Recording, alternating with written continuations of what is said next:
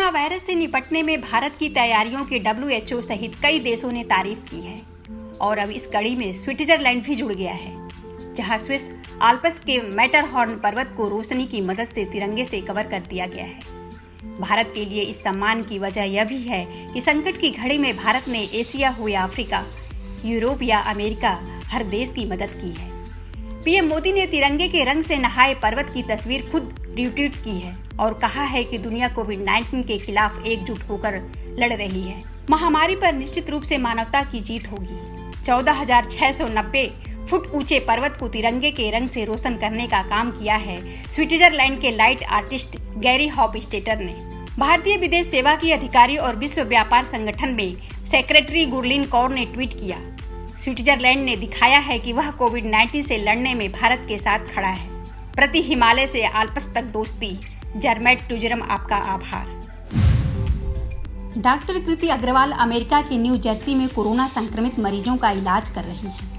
वे बताती हैं कि अमेरिका में हालात ऐसे हैं कि लोग घरों से बाहर निकलने से भी परहेज करने लगे हैं। अस्पतालों में आने वाले अधिकांश रोगी कोरोना पीड़ित हैं। तमाम संसाधनों और आधुनिक सुविधाएं होने के बाद भी काफी लोगों की जान नहीं बच पाती है।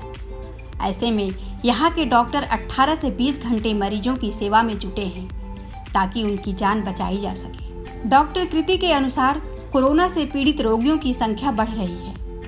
केवल न्यू जर्सी में ही रोजाना 3 से 3,500 नए कोरोना रोगी सामने आ रहे हैं।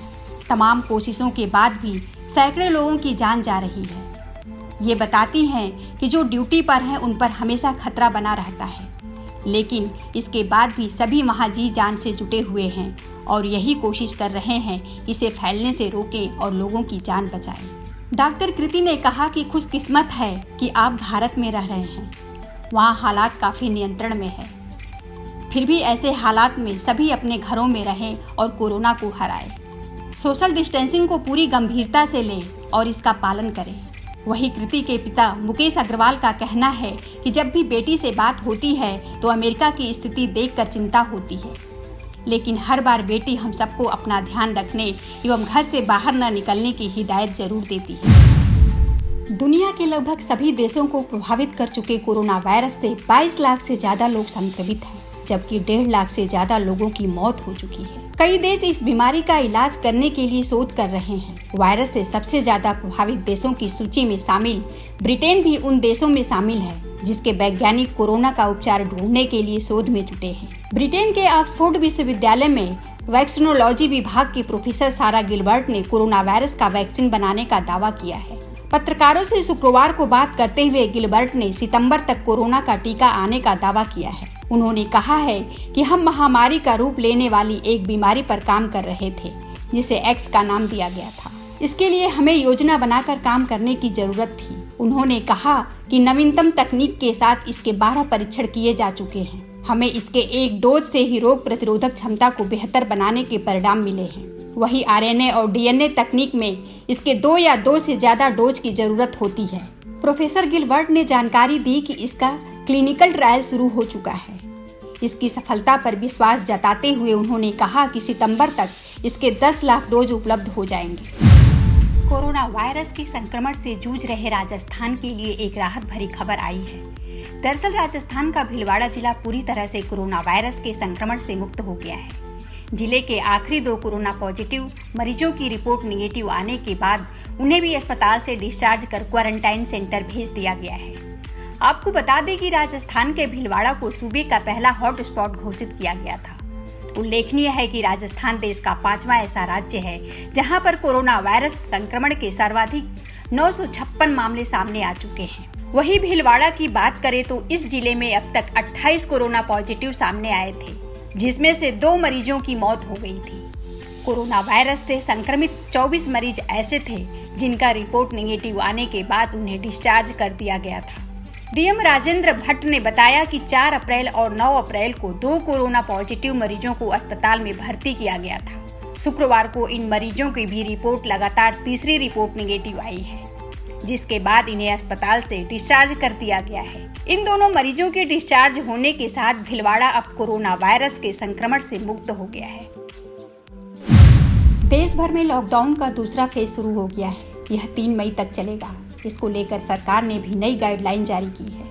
इसके बाद अब 20 अप्रैल से कई सेक्टर में फिर से काम शुरू हो जाएगा। मीडिया रिपोर्ट्स के अनुसार सरकार ने जिन सेक्टर्स में काम शुरू करने की इजाजत दी है उनमें 65% लोग काम करते हैं। माना जा रहा है कि इस छूट से करीब 45% अर्थव्यवस्था में काम शुरू हो जाएगा।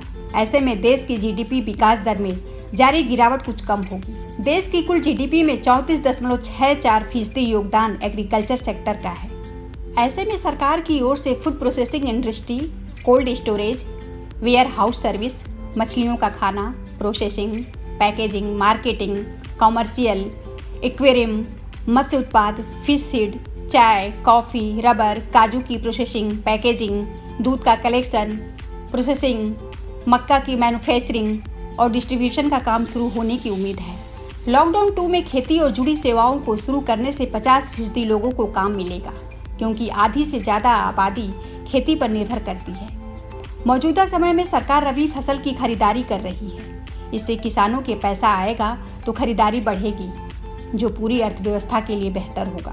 हालांकि किसानों को हुए नुकसान की भरपाई का कोई रास्ता नजर नहीं आ रहा है। इसके अलावा सरकार ने डेटा कॉल सेंटर और IT ऑफिस खोलने के लिए मंजूरी दी है। साथ ही electrician, plumber, motor mechanic, carpenter, courier, DTH और केबल सेवा देने वाले कर्मी भी अपनी सेवाएं शुरू कर पाएंगे। जरूरी सामान बनाने वाली इंडस्ट्रीज जैसे चिकित्सा उपकरण, IT हार्डवेयर, खनन, जूट उद्योग से जुड़ी कंपनियां भी उत्पादन शुरू कर सकती हैं। रिपोर्ट्स के अनुसार जीडीपी में इनका योगदान 16.57% है। रिटेल की दुकानों को लॉकडाउन 2 में छूट मिलने से सबसे ज्यादा फायदा पास को लेकर होगा। इससे पास लेना जरूरी नहीं रह जाएगा। इससे देश भर में करीब 20 से 25 लाख दुकानें खुल जाएंगी। वहीं ई-कॉमर्स को छूट देने से कोरोना फैलने का खतरा बढ़ेगा। रियल एस्टेट सेक्टर को लेकर भी सरकार ने राहत दी है। रियल एस्टेट प्रोजेक्ट और सभी इंडस्ट्रियल प्रोजेक्ट में कंस्ट्रक्शन शुरू करने की मंजूरी मिल गई है। हालांकि शहरी क्षेत्रों में भी सिर्फ उन्हीं को कंस्ट्रक्शन करने की छूट है जहां साइट पर ही मजदूर उपलब्ध हैं। इससे प्रवासी कामगारों पर मंडरा रहा रोजगार का संकट काफी हद तक टल सकता है। आपको बता दें कि रियल एस्टेट सेक्टर का देश की जीडीपी में 7.74% योगदान है। अगर आपको ये वीडियो पसंद आया हो तो लाइक, सब्सक्राइब और शेयर जरूर करें।